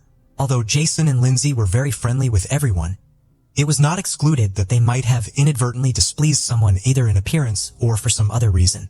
Additionally, the shooter could have been intoxicated or mentally unstable. From the bullets extracted from the victim's skulls, experts determined they were fired from a Marlin brand rifle, .45 caliber, model 1894, produced by Marlin Firearms Company. This was a rare weapon that might have been part of a collector's arsenal. Such models were typically used for hunting. This clue was significant for the ongoing investigation, but it remained the only one for the time being. Investigators speculated that the shooter was likely a male acting alone. He could have been a hunter, collector, or firearm enthusiast. The couple's route, search, and witness interviews. The investigation now aimed to establish the route the couple had taken, who they might have contacted, and when they were last seen alive. The first task presented few issues, as the couple had taken numerous photos and their camera remained untouched among their personal belongings. Additionally, in the tourist cabin near the lookout point where they parked their car, there was a guest book where visitors could leave notes. The engaged couple had written a couple of entries expressing that it was one of the best weekends of their lives, filled with love, happiness, and the discovery of perhaps the most beautiful beach they had ever seen. It was discovered that on Saturday, the couple had stopped at a fishing pier about 20 miles from where their lives were ultimately taken. This was evidenced by the photographs they had taken there, prompting law enforcement to visit the area and speak with locals in search of potential witnesses. Many remembered the young couple traveling in a red car. They were looking for a place to stay overnight, but found no vacancies in any of the 3 nearby hotels. This was because August is peak tourist season in the area, and most travelers booked their accommodations well in advance. The couple then dined at a local restaurant, walked around the area, took several photos, and set off again in the evening. According to everyone who saw and interacted with them, they were friendly, engaged in no conflicts, and appeared happy and carefree. None of the witnesses could recall anything suspicious or unusual. Notably, the beach where the bodies were found was located in a protected area where camping was prohibited. However, since the young people could not find a place to stay overnight, they decided to settle on the beach, but chose not to set up a tent, instead using their sleeping bags. They believed that on a warm August night on a secluded beach, they faced no threats and planned to head back at dawn to return to the Rock and Water Camp on Sunday as promised. This information helped narrow down the time frame during which the couple was likely taken from life. They went to sleep but did not survive until morning, indicating they were likely taken from life between 11 o'clock Saturday night and dawn on Sunday. The first suspect, although the investigation into the double taking of life was in full swing and news broadcasts urged anyone with any relevant information to contact the police, law enforcement withheld certain details. In particular, the results of the ballistics analysis were kept secret to avoid alerting the suspect and prompting them to hastily dispose of the weapon used in the crime. Initially, suspicion fell on a local drifter who periodically slept on that very beach and had been seen nearby on the evening before the crime. The homeless man, mentioned by some witnesses, was quickly located, brought to the station, and interrogated. The 57-year-old suspect had no alibi for the night of the crime. However, his involvement could not be confirmed. The main reasons were the absence of the weapon used in the crime and the fact that his DNA did not match that found on the beer bottle discovered on the beach. A new phase of the investigation in 2006. For nearly 2 years, the investigation had been at a standstill with no clear direction on how to proceed.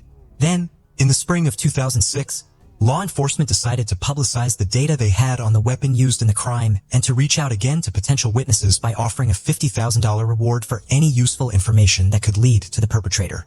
Following this announcement, about 1,000 calls came in, but most did not aid the advancement of the investigation. However, law enforcement became interested in 26-year-old Sean Gallin, pointed out by several locals. According to them, the young man collected firearms and bladed weapons, behaved aggressively, was frequently involved in conflicts, threatened acts of violence, and occasionally damaged other people's property. Sean was arrested and questioned. He had previously been on the police's radar for brawling, hooliganism, and driving under the influence of alcohol and drugs. He indeed had an impressive collection of weapons, but the specific rifle in question was not among them. Verifying his alibi from 2 years prior proved impossible, and his DNA did not match the sample found on the beer bottle at the crime scene. So Gallin had to be released. A suspect from another country? Simultaneously, another suspicious and aggressive drifter came under scrutiny, often seen with a firearm, frightening the local residents. His name was Joseph Henry Burgess, and he was 61 years old at the time of the couple's demise. Burgess often ranted about receiving commands from God. It was discovered that in the late 1970s, Joseph lived in Canada, where he also wandered aimlessly. In 1978, he joined the Commune of the Children of God, positioning himself as a deeply religious person. And according to those around him, he was quite the fanatic. He soon had a conflict with 2 young people that escalated into outright enmity. And a few weeks later, these individuals were found lifeless, each with several close-range gunshot wounds to the head. Notably, their bodies were also discovered on a beach in sleeping bags, seemingly taken while they slept. By the time the police arrived, Burgess had vanished. His guilt was proven through numerous left-behind clues, but he could not be convicted as he had fled to the USA, crossing the border illegally. He managed to evade capture for nearly a quarter of a century until the police connected him with the double homicide on a beach in California. However, they were unable to interrogate him as a shootout occurred during his apprehension, resulting in the deaths of a police sergeant and Burgess himself who opened fire, a fatal echo from the past. In the spring of 2017 in Forestville, California, a tragedy unfolded one night on March 14th. Gunshots rang out in the Gallin family home, prompting alarmed neighbors to immediately call the police. The victim was 35-year-old Seamus Gallin, and the perpetrator was his older brother, Sean. An argument had erupted between the siblings, during which Sean, under the influence of prohibited substances, grabbed a firearm and discharged 3 bullets into his younger brother. Police recognized the shooter's name as Sean had previously been detained as a suspect in the double homicide on a beach, but was released due to a lack of evidence. Since then, he had been in police sites twice for property damage and making threats, but had only received fines. It was also discovered that the detainee was an avid hunter and had a hobby of crafting knives and other bladed weapons. Those around him described him as antisocial, aggressive, and unpredictable. After taking his brother's life, Sean attempted to flee but was almost immediately apprehended. Law enforcement then decided to thoroughly reinvestigate this man's potential involvement in a couple's perpetration from 13 years prior. His personal social media page revealed much, where he posted pictures of his substantial weapon collection and discussed supposed telepathic and extrasensory abilities. According to his posts, he believed he was on a special mission, receiving assignments from space. This seemed like delusions of a disturbed mind, and police suspected Sean indeed had serious mental disorders. He stubbornly refused to cooperate with the investigation, spoke nonsensically, and insisted on his innocence. However, when detectives checked the personal messages on his deceased brother's page, they found something intriguing. Back in 2006, when a $50,000 reward was offered for information on the double homicide case, Sean's former girlfriend had messaged Seamus, suggesting she could claim the reward by turning in her ex-boyfriend. They both knew everything but kept silent.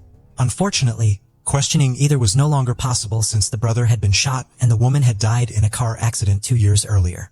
An unexpected confession. Initially, Sean denied any involvement and refused to speak. But when shown the printouts of the messages between his former girlfriend and his brother, he surprisingly confessed and began to give a detailed account. His narrative not only surprised, but shocked law enforcement. Despite more than 13 years passing since the double homicide, Gowan remembered the details of that night vividly. That evening, he had left his house with a Marlin rifle, intending to hunt in a wooded area. He aimlessly wandered for a couple of hours before descending a trail to a wild beach, which he claimed was a spot to encounter boars. As he walked along the shore, he spotted 2 bright sleeping bags. Approaching closer, he discovered a young man and woman sound asleep inside. He stood watching them for several minutes, then suddenly heard voices in his head commanding him to end their lives. Sean claimed this was the mission from space. He could not ignore. He placed the barrel of his rifle almost against the young man's head and pulled the trigger. The sound woke the young woman, but before she could comprehend the situation, a second shot ended her life as well. He decided to collect the casings and carry them away in a beer can he had emptied while descending to the beach. Later, according to him, he tossed the can into some bushes in his father's backyard, where he went to give the rifle to his father, and asked him to hide it. His elderly father asked no questions and simply buried the weapon in the dirt floor of the cellar in his old barn. Remarkably, Sean's claims were verified. The rifle was found at the site of the now-collapsed barn, and the beer can with the casings still rested in the overgrown bushes in the backyard. The fact that the murderer's father had passed away in 2009 and his property had since fallen into disrepair and abandonment helped preserve these items. It turned out that the bottle found on the beach had no connection to the crime and was mistakenly considered as evidence. Forensic psychiatric evaluation. Sean Gowan blamed the voices in his head, which he claimed ordered him to commit acts of violence, and asserted that he was not aware of his actions. His defense attorneys also insisted that Sean was mentally ill and unfit to stand trial. It was up to qualified psychiatrists to determine the truth of these claims. The evaluation revealed that the accused did indeed suffer from a range of mental disorders, exacerbated by the effects of alcohol and prohibited substances. However, at the time of the crime, he acted deliberately, carefully planning each step. Sean was fully aware of how to proceed and how to cover his tracks to avoid police detection. This was precisely why he first ended the life of the young man, knowing that if anything went awry, the woman would not be able to resist. For the same reason, he took the casings with him and prudently gave the rifle to his father, asking him to hide it. According to the psychiatrists, although Gowlin had mental deviations, He was competent to stand trial and be held accountable for his actions. What was surprising in this complex case was that his parents, brother, and former girlfriend knew, or at least suspected, that he had committed the double homicide. Yet none of them had turned him over to the police. Trial and sentence. The trial of the accused took place in the spring of 2019, nearly 15 years after the brutal act against the couple. On June 17th of that year, Sean Gowlin was sentenced to 2 consecutive life terms without the possibility of parole, plus an additional 94 years for the end of his own brother's life in 2017. The convicted man is now serving his sentence in a special prison unit designated for particularly dangerous inmates with mental disorders. He continues to claim that he hears voices and behaves aggressively. Hence, he is kept under special surveillance to prevent him from harming himself or anyone else nearby. Lastly, it should be noted that the motive for the double homicide was never established. Sean simply saw the couple sleeping on the beach and decided to end their lives. Sometimes, facing a harsh truth is better than the torment of not knowing. That's exactly what Maria Leone believed when her 16-year-old daughter vanished without a trace. Initially, everyone clung to the hope that the girl would be found alive. But time went on. Those hopes began to fade. Maria started praying that her daughter would be found, even if she wasn't alive, so she could lay her child to rest properly. Yet, no one anticipated how dreadful the resolution would turn out. The case involving the murder of young schoolgirl Melanie Stacy Amaya shook Colombia with its brutality and shocking outcome. The most horrifying element was that those involved were ordinary teenagers who had recently been romantically linked. Let's delve into this grim story from the beginning to understand how a love-struck boy transformed into a cold-blooded killer who executed his ex-girlfriend. We will also examine any adult oversights and consider whether this tragedy might have been preventable. Who was Melanie Stacy Amaya? Our focus today is on her life and untimely demise. Born on February 21, 2002, in the small town of San Rafael in northern Colombia, she was the eldest daughter in a modest family consisting of Maria Leone and William Amaya. 2 years later, they welcomed another daughter named Natalie. From an early age, both girls were very close-knit, sharing secrets and developing strong bonds with their mother. Melanie showed creative talents early on. She drew beautifully and had an innate passion for cosmetics. She loved painting her dolls' faces along with those of her mother and sister and even friends, declaring she'd become a stylist and makeup artist someday. Academically gifted, too, she did well at school, where teachers described her as talented and driven, qualities which made her both sociable and friendly. She could light up any room. Naturally charismatic, it wasn't surprising that Melanie had many friends inside and outside school. Her attractive appearance garnered attention, aided by her adept use of cosmetics. But life took a hard turn. When Melanie turned 14, her parents filed for divorce but managed to separate amicably while keeping warm relations intact. Her father kept close ties with his daughters, offering both financial support and active involvement in their lives. About 6 months later, Maria started dating a man named Ruben Morales, whom she soon married. Following their wedding, the family relocated to Medellin, a major city in Colombia. Here, Ruben had secure employment, and the girls found ample opportunities for education and personal growth. The stepfather developed an excellent relationship with his teenage stepdaughters. He readily invested in their education and hobbies, ensuring the girls enjoyed a more comfortable life. Treating them as his own daughters, he surrounded them with care and attention. During high school, Melanie began exhibiting a challenging, somewhat rebellious nature. She became seriously interested in music and even contemplated leaving school to focus solely on this passion. Dreaming of becoming a DJ, she requested a mixing desk for her birthday. Additionally, she had several large tattoos on her arms, back, chest, and leg, bold and brightly colored. Her parents did not impede her quest for self-expression, but were shocked upon discovering that Melanie experimented with illegal substances.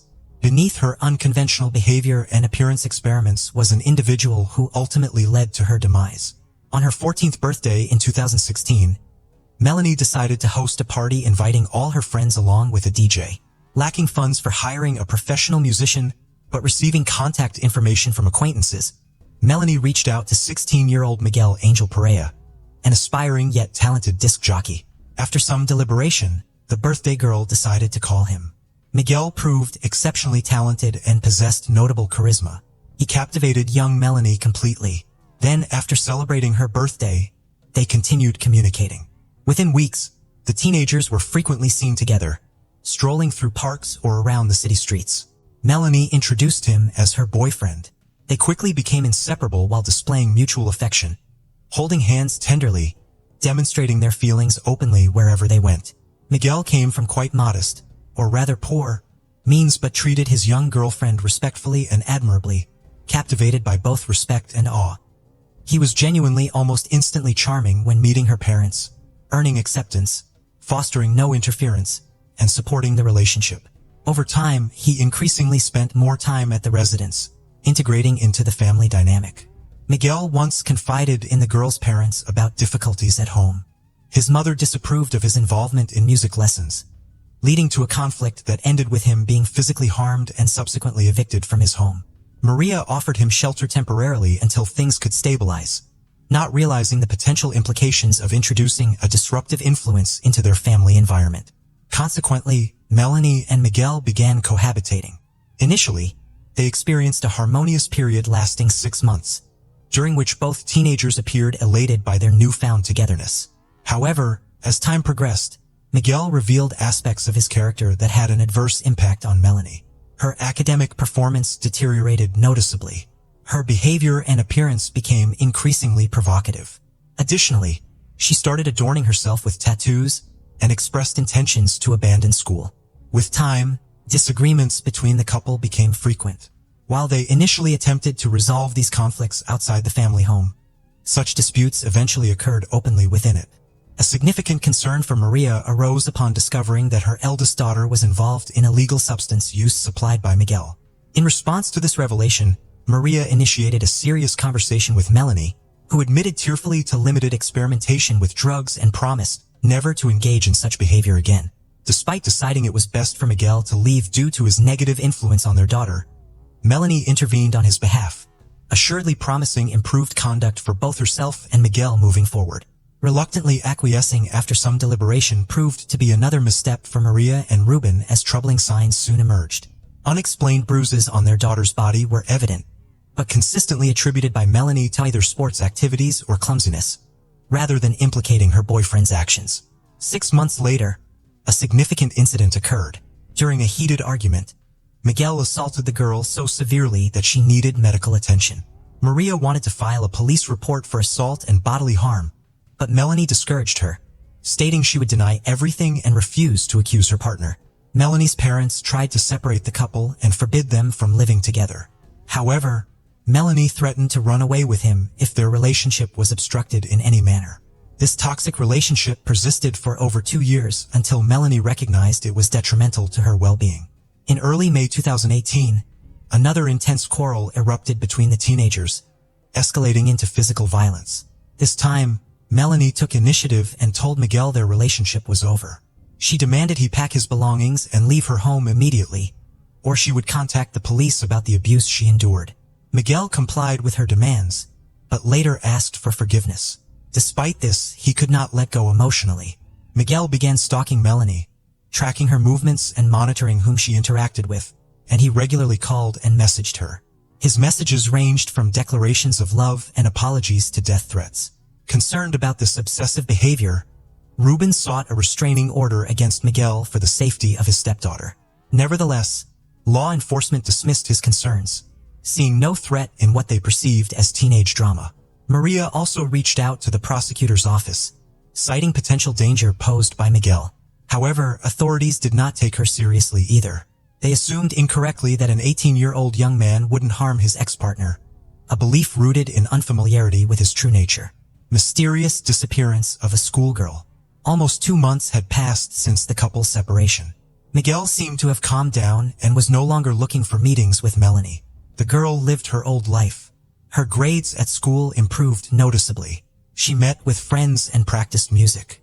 Her parents also no longer had reason to worry. They tried to cross out their daughter's former boyfriend from their memory and forget him like a bad dream. On June 28, 2018, Melanie was excited to attend a birthday party for her close friend. The event was scheduled to take place at one of the city's most popular nightclubs. To ensure she looked stunning, Melanie meticulously prepared herself by selecting an outfit, applying makeup, and styling her hair. Once she felt ready, She said goodbye to her mother and assured her she'd be back not too late before leaving in a waiting cab. Maria trusted her daughter's friends well enough not to worry excessively. However, the next morning brought concern when Maria realized that Melanie had not returned home. She attempted to contact Melanie, but discovered that her phone was turned off, a distressing sign. Despite this, she tried to stay calm by telling herself that the teenagers might have simply lost track of time and that Melanie's phone battery could be dead. Around lunchtime, Maria called the friend and was shocked to hear that Melanie never arrived at the party. None of their friends had seen or heard from her either. Frantic with worry, Maria began calling all of Melanie's friends and classmates. Unfortunately, no one could provide any useful information about her whereabouts since she left the house. In response, Maria promptly contacted William, Melanie's father, and he rushed over immediately. Together with Ruben, the stepfather, they went to file a missing persons report at the police station. However, they encountered bureaucratic indifference as authorities noted that it is necessary to wait 24 hours and suggested that Melanie might just be asleep at a friend's place post-party. Refusing to waste precious time waiting passively for answers, the parents, along with Ruben, decided on taking swift action themselves. They mobilized relatives and friends in their search efforts by contacting all known acquaintances and visiting familiar places where she might have gone, while also distributing hundreds of flyers around the city, hoping for leads on Melanie's location.